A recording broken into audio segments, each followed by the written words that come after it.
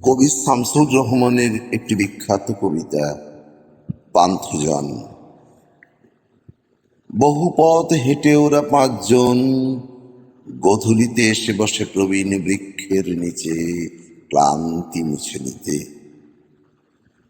গাছের একটি পাখি শুধায় ওদের, বলো তো তোমরা কারা?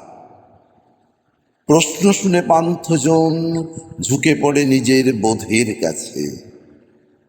বলে একজন, হিন্দুত্বের প্রতি আজন্ম আমার টান। দ্বিতীয় জনের কণ্ঠ বাঁশির মতন বাজে, আমি বৌদ্ধ হীনযান। এবং তৃতীয় জন বলে, আমি এক নিষ্ঠাবান বিনীত খ্রিস্টান।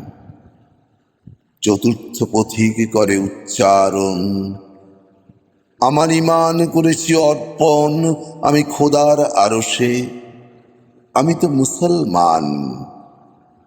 পঞ্চম পথিক খুব কৌতূহল বসে কুড়িয়ে পতঙ্গ এক, বলে স্মিত স্বরে, আমি মানব সন্তান।